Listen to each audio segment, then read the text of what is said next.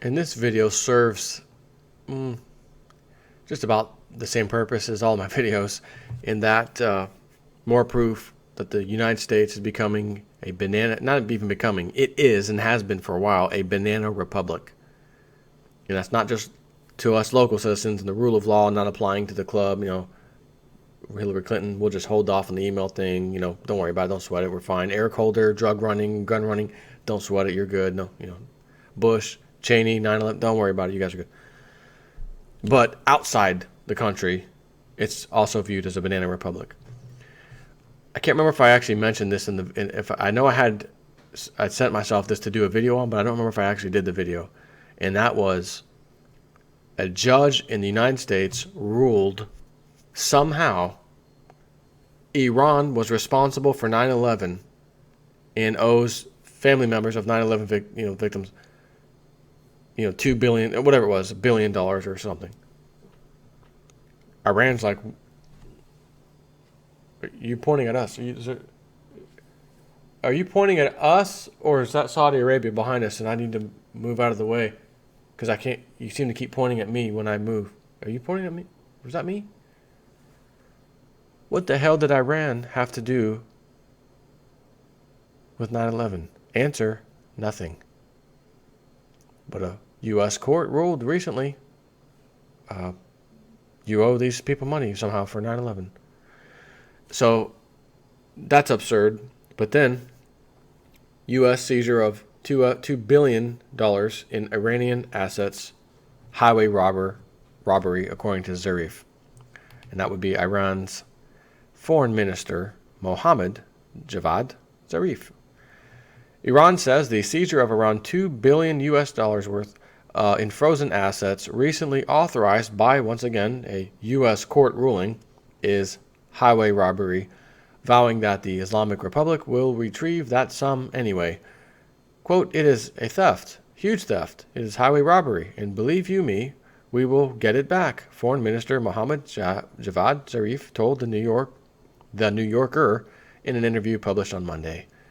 Last Wednesday, the U.S. Supreme Court ruled that the money had to be turned over to the American families of the people killed in a 1983 bombing in Beirut and other attacks blamed on Iran.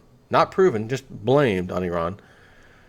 Iran has denied any role in the attack, and the money confiscated under the U.S. court ruling belongs to the Central Bank of Iran. The assets have been blocked under U.S. sanctions. And this guy goes on to bring up some very good points. So we'll get into that in a minute. He gives some good analogies of, what if the U.S.,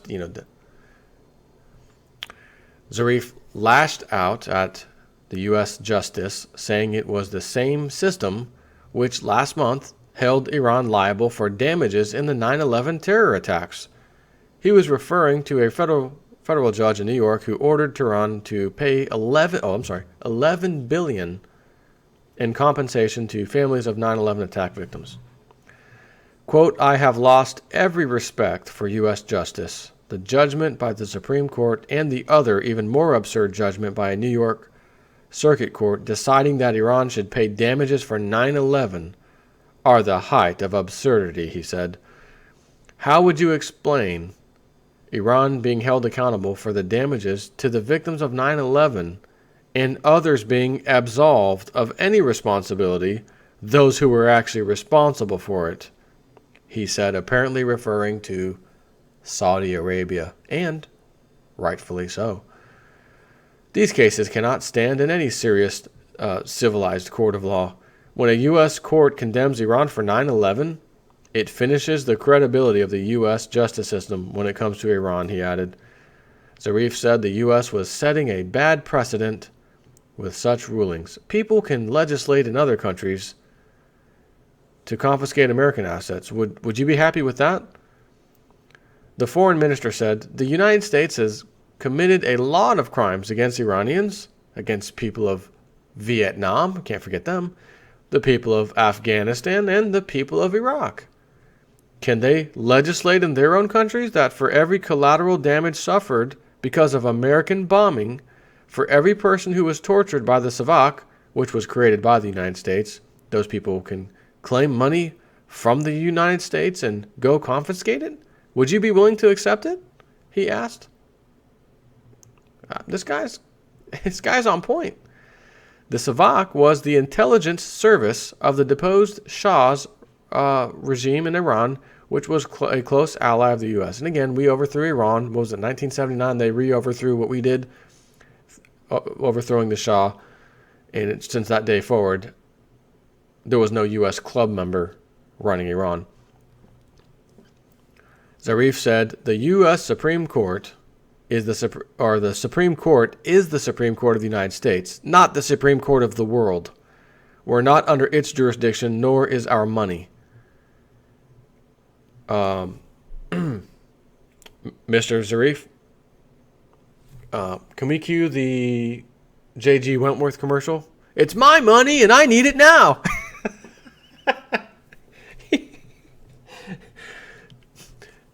Maybe get Iran's what's his name, Ahmadinejad. It is my money and I need it now.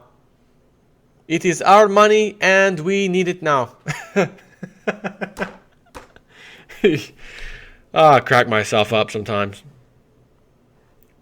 You gotta laugh at some of the stuff sometimes because it's your mind saying, well, this is real news, and this is like they're not making this up. But then the other half of your mind says, no, this is fake, this is hilarious, this is like sitcom funny stuff. You can make a whole series out of this, So your brain is like conflicting, like, but it was real, but it was funny. It's not funny because it's real. God, I don't even know. On Monday, Zarif had said that Iran would act to sue the United States at the International Court of Justice at The Hague to retrieve the U.S. $2 billion.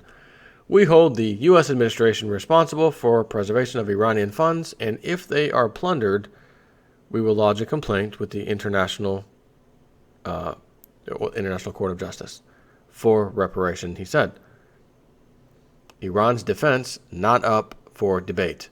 In the interview, Zarif also rejected U.S.-led pressures on Iran over the country's missile defense program. Our defense is not subject to bargaining, the Iranian foreign minister said. That's the problem with the United States. It believes it can control everybody's behavior. The missile tests are our right. I mean, I got to say something. The Pacific, those islands, that were like off limits because they were radioactive. That's in our country, off our coast, whatever.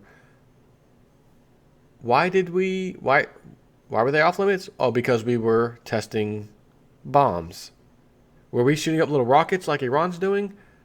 Oh, no. We were testing like thermonuclear or hydrogen bombs, whatnot, in devastated islands. And God knows what sea life, at that time. That's okay. Iran doing a missile defense in your own backyard, that is not acceptable. Do as I say, not as I do, right?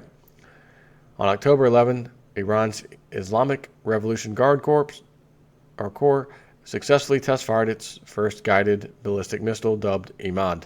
Washington slammed the test, claiming the projectile is capable of carrying a nuclear warhead and vowed to respond with sanctions. Well, wait a minute. Didn't I just do a video the other day? We had 60,000 nuclear weapons, bombs, missiles. And that storage sites now leaking the big giant containers. Oh, well, we got double sealed steel walls, so that'll be fine. Actually, no, it's not. It's leaking through that. And I said then, what the hell? What kind of country, mindset, military power, whatever, in mindset really, says I need 60,000 nuclear bombs? Now, if you said we need 60,000 like landmines or grenades, okay, I get that. That makes sense. But what kind of damage can one nuclear bomb do? And I understand they're rated in megatons, but granted, we're not going to be making little tiny ones. We don't. Our motto is go big or go home. What the heck? What are we fighting another galaxy? Another entire solar system somewhere, or like what is that? Or a few of them? Again, 60,000 nuclear bombs. I mean, man.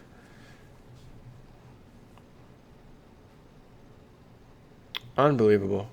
Actually, I mean, is it really? No. But it's interesting because I always like to look down at comments, right, on some of these sites. First comment. It looks like the last nails that the Zionist vampires are hammering in the coffin of another empire that they have sucked the blood to stop to the last drop. Good riddance, the U.S. empire for the sake of humanity. But IRI must now focus very hard on the father of Big Satan, which has always been the Zionist Israel, which is Israel, I'm sure.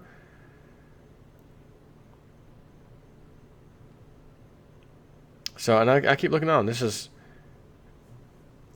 good to see people, different people. It's not the same person commenting. This is Iran's Press TV website, by the way, but these are American comments. So you would think presstv.ir, right? That's their main site, and it's in English. Wouldn't you normally expect the USA to go in there and flood and, I'll give you a comment, we do what we want, man. And I'm not seeing really any of that. All I see is awake people. Zionists were responsible for 9/11. We need to get out of there. Jews, this and that. Hillary Clinton, if I'm president, we will attack Iran. We will be able to totally obliterate them. They're quoting what she said, right? So this is good because it shows that there are tons of people not buying the bullcrap anymore. And they're physically writing their comments down on the internet. In this case, a mainstream, again, it's an Iranian site. Who would have ever thought Americans would go there and comment in favor of what they're saying? What planet are we living on when that would happen? And here it is as I'm reading it to you. Planet Earth. Once again, the truth goes through three phases. First, it is ridiculed. Second, it is violently opposed. Third, it becomes common knowledge. So in this instance, Iran and their, hegemony and whatever, double talk. First, it is ridiculed. Those damn Iranians are. Second, violently opposed, right? Which sanctions and that's our stealing $2 billion. You're responsible for 11. I understand it's not really violence, but that goes on there because there is no such thing as anything else. I only have three phases. Okay, so work with me. And then what happens? The third phase, it becomes common knowledge. So as I go here to see the result of all this stuff that's been happening with Iran, Middle East, over all these years, usually towing the old American line like we do in America, to come over here, it looks like we're on phase 3. It is now common knowledge that what Iran's saying is correct. We know who's behind 9/11, right? All these comments. Zionism. The U.S. court system has become so corrupt that if you go into a court against someone who can give your lawyer future business, knife you in the back, your lawyer surely will. And the same is true if you go into a court against someone who can enhance the political ambitions of the judge. And this is one of the main reasons why the educated upper half of society owns all the land and wealth. And then someone else comes in here and says, you have perfectly described the Canadian court system. No, that's the Western world's court system, which is Canada, America, and our buddies over in London and the EU. It's just over and over and over. I'm scrolling down here trying to find, come on, there's got to be something. It's got to be something. Like someone, USA, man, don't talk about, I can't find it. It's unbelievable, but this is good. So, another day in the Banana Republic, which now has worldwide Banana Republic stamp approved on it. Take care.